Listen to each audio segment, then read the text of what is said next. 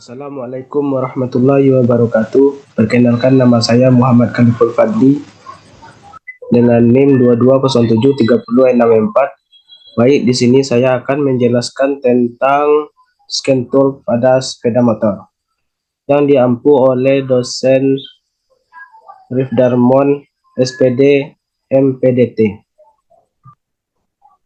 Baiklah, kita masuk kepada judul, yaitu mendeskripsikan bagian-bagian utama wiring diagram, cara kerja, dan tipe-tipe scanner pada sepeda motor.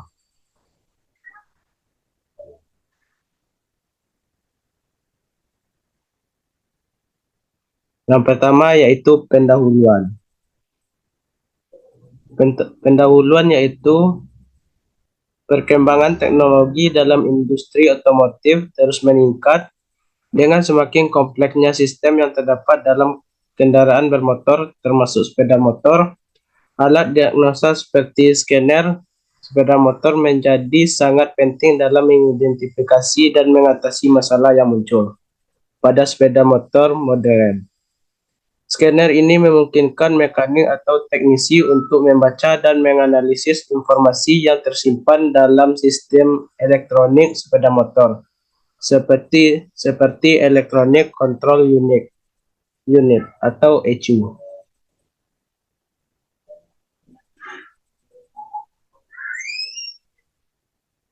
Kemudian rumusan masalah. Beberapa rumusan masalah yang akan dibahas antara lain, yang pertama, apa itu scanner pada sepeda motor? Yang kedua, bagian utama scanner pada sepeda motor.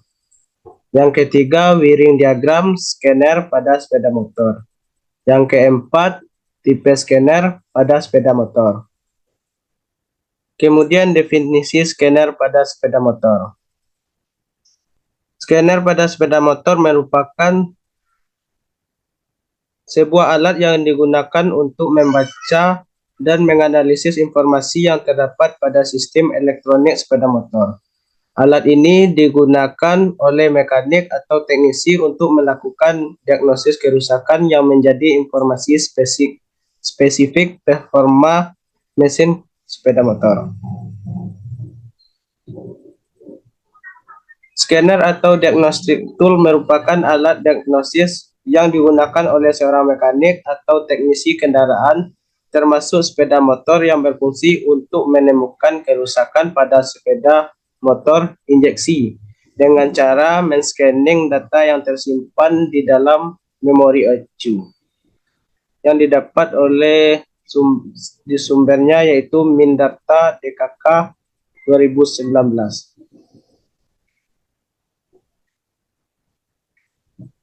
Cara menggunakan scanner sepeda motor. Yang pertama, persiapan, kemudian menghubungkan scanner dan menyalakan scanner, kemudian memilih mode atau pengaturan, kemudian penggunaan scanner, kemudian membaca hasilnya.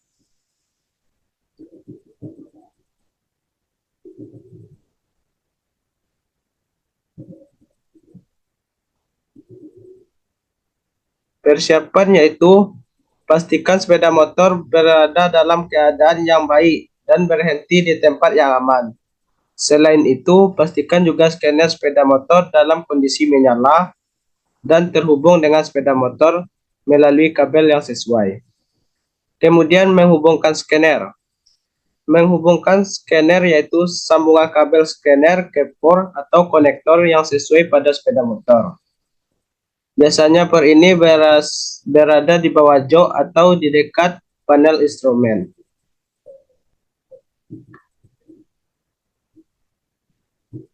Pastikan kabel tersambung dengan benar dan kuat agar tidak terjadi gangguan saat proses penggunaan scanner.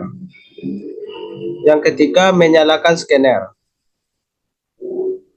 Menyalakan scanner dengan menekan tombol power atau mengikuti instruksi yang tertera pada alat. Pastikan scanner terhubung dengan baik dan kondisi baterai cukup untuk melakukan proses penggunaan. Yang keempat, memilih metode atau pengaturan. Pilih Metode atau jenis kerusakan yang ingin diperiksa pada scanner sepeda motor. Scanner sepeda motor memiliki berbagai opsi seperti membaca kode kerusakan atau DTC, sensor pengukuran, modul kendali, dan banyak lagi. Selain itu, lakukan pengaturan sesuai dengan ketentuan dan kebutuhan spesifik. Penggunaan scanner. Penggunaan scanner selanjutnya ikuti petunjuk yang muncul di layar scanner untuk melanjutkan proses. Pada beberapa model scanner, Anda perlu menekan tombol scan atau start untuk memulai proses membaca informasi atau mendiagnosis masalah pada sepeda motor. Pastikan Anda mengikuti petunjuk dengan seksama dan sabar dalam proses penggunaan. Kemudian membaca hasil. Saat proses membaca selesai, scanner akan menampilkan informasi yang diperoleh dari sistem sepeda motor. Kita dapat membaca dan menganalisis hasil yang ditujukan pada layar scanner. Perhatikan kode kerusakan, nilai sensor, dan informasi lainnya yang dapat membantu dalam mendiagnosis dan memperbaiki masalah pada sepeda motor. Bagian-bagian utama scanner pada sepeda motor. Yang pertama, konektor OBD2. Harus diingat bahwa konektor OBD pada mulanya adalah DLC.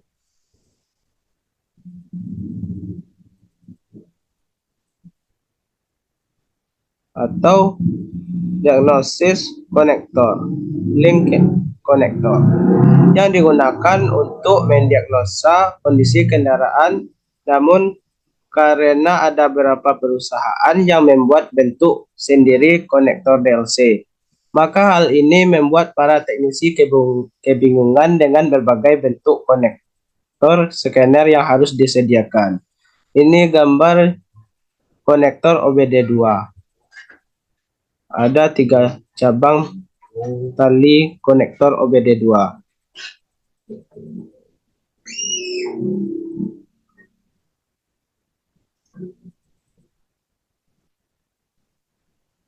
Yang kedua, mikrokontrol.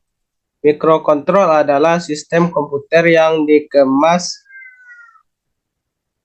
dalam sebuah integrated circuit atau IC, di mana di dalam IC terdapat komponen-komponen penting yang ada pada komputer, pada umumnya seperti komputer central processing unit atau CPU, RAM, ROM, port 10. Biasanya mikrokontroler ini disebut sebagai embedded microcontroller. Hal ini tidak lepas dari posisi mikrokontrol yang embedded sistem atau menjadi satu bagian dengan perangkat sistem atau suatu sistem yang lebih besar. Secara sederhananya, mikrokontroler dapat diartikan sebagai suatu sistem komputer yang dikemas di dalam IEC, di mana sebelum digunakan harus diisi suatu program atau perintah terlebih dahulu, sehingga mikrokontroler hanya dapat berjalan bila telah diisi suatu perintah atau program terlebih dahulu. Ini gambar bentuk mikrokontroler. Yang ketiga, layar pengaturan pemindai. Alat pemindai seperti motor genggam, pemindai diagnosis,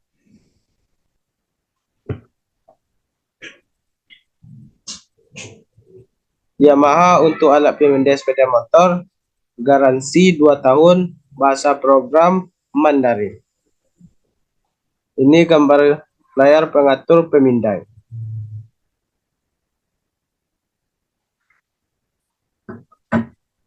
Yang keempat, kabel OM. Aplikasinya yaitu komputer, elektronik, mobil, RF, peralatan rumah tangga, sepeda motor, elektronik, elektrotropi, atau medical device. Bahan inti kabel yaitu kawat tembaga kosong, tipe industri, rangkaian kabel otomotif, bahan daging disesuaikan. Kemudian rangkaian kabel umum yaitu kelas ngerating. Sinyalnya yaitu rangkaian kabel tegangan rendah. Kabel power daya. Kabel power ke aki atau ECU, baterai motor yang dipakai di scanner Master Zeus MST series. Kabel ini cocok untuk tipe scanner MST 100P. Bisa digunakan juga untuk scanner motor Yamaha FIDT. Ini gambar kabel Akia. Sumber dari Global Otomotif. Kemudian wiring diagram scanner sepeda motor. Cara kerja wiring diagram. Yang pertama, membaca manual wiring diagram.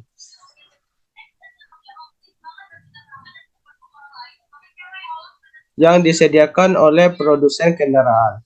Manual ini akan memberikan informasi tentang bagian-bagian yang terdapat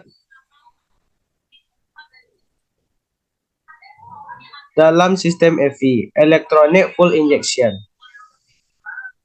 dan cara pengidentifikasinya. Yang kedua, identifikasi komponen. Dalam wiring diagram seperti relay, junction block, dan sensor. Relay adalah komponen yang membantu dan memutus daya listrik, sementara junction block tidak koneksi yang menghubungkan kabel ke komponen lainnya. Sensor seperti sensor tingkat air, sensor tingkat suhu, dan sensor tingkat udara juga diidentifikasinya. Kemudian mengenali posisi dan fungsi komponen. Mengenali posisi dan fungsi komponen. Setelah komponen diketahui, mengenali posisi dan fungsinya dalam sistem EV adalah langkah berikut. Misalnya seperti relay yang berada di junction block.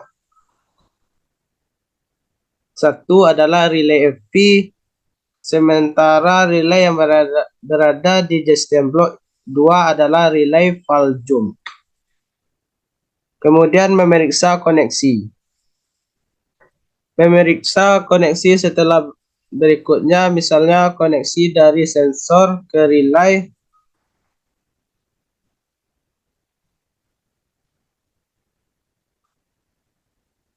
relay ke ignition coil, dan ignition coil ke motor. Kemudian yang kelima, menggunakan scan tool. Menggunakan scan tool yaitu alat yang digunakan untuk mengambil data dari ECU sepeda motor. Scan tool ini dapat membantu dalam mengidentifikasi masalah dalam sistem EV dan mengganti komponen yang rusak. Kemudian memeriksa wiring diagram. Memeriksa wiring diagram pada kendaraan yaitu langkah yang penting untuk mengetahui bagaimana daya listrik yang diteruskan dari komponen ke komponen lainnya. Wiring diagram ini dapat ditemukan pada manual kendaraan dan dapat diperoleh dari produsen kendaraan. Kemudian tipe-tipe scanner sepeda motor. Yang pertama, scanner motor injection tipe OBD2. Pada motor injection OBD1 dan OBD2. Pada motor injection OBD1, jika ada kerusakan, biasanya lampu MIL dapat berkedip seperti di Yamaha NMAX dan Yamaha MX King. Bahkan langsung menunjukkan pada kode error pada speedometer. Sedangkan OBD2 itu kalau ada kerusakan, lampu MIL akan menyala terus. Untuk mengetahui adanya error atau kerusakan harus dipakai alat. Salah satunya alat scan injection yang saya gunakan. Jelas menurut Faiz. Yang kedua, scanner motor Honda. Scanner motor Honda ini merupakan suatu alat yang digunakan untuk men-scan sepeda motor yang dilengkapi dengan suatu sistem EV, Electronic Fuel Injection. Misalnya untuk mesin EV, untuk rem, ABS, dan EBD.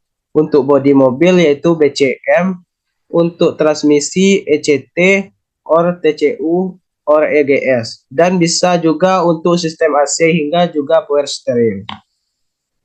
Ini gambar scan tool motor Honda. Scanner HIDS sebelumnya yaitu mendeteksi kerusakan sistem injeksi bahan bakar PGM-FI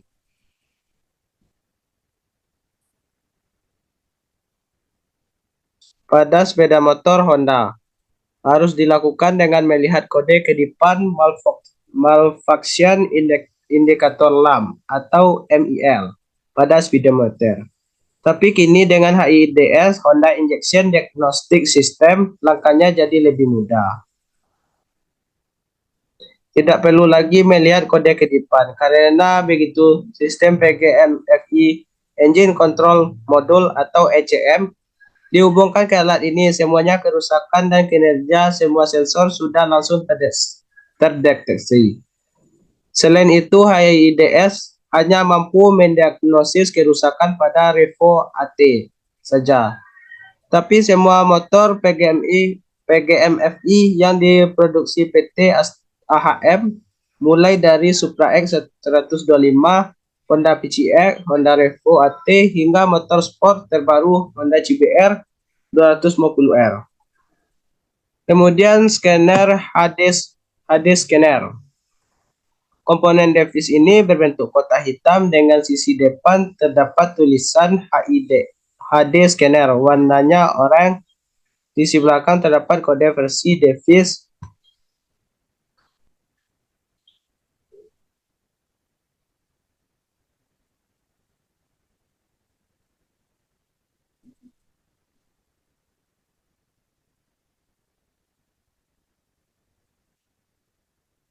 Serta kode produksi yang sumbernya yaitu Gura Genting 2019.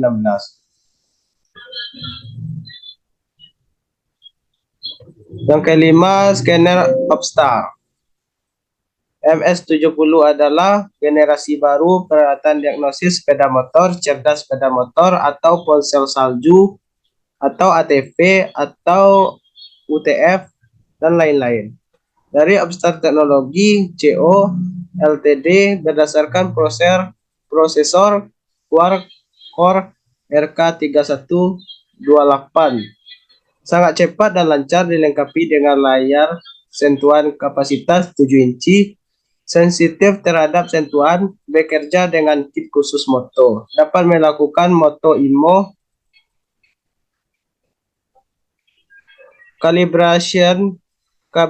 kalibrasi ulang odo, programan ECU, tuning, dan remap ECU. Opstar Teknologi CO Ltd.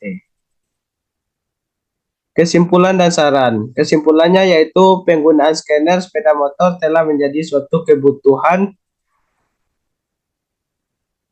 yang tidak dapat dihindari dalam proses diagnosa dan perbaikan sepeda motor di masa sekarang. Teknologi ini memungkinkan mekanik atau teknisi untuk mengakses dan menganalisis informasi yang disimpan dalam sistem elektronik sepeda motor, termasuk data-data dari ECU. Dengan adanya scanner, proses diagnosa dapat dilakukan dengan lebih cepat, akurat, dan efisien.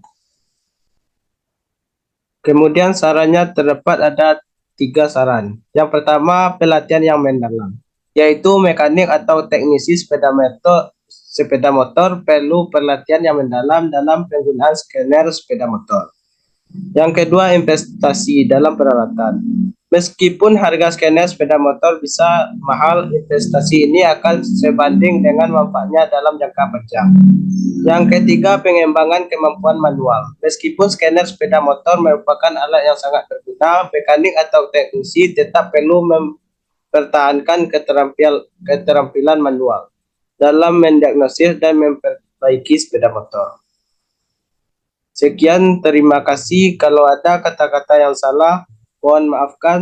Assalamualaikum warahmatullahi wabarakatuh.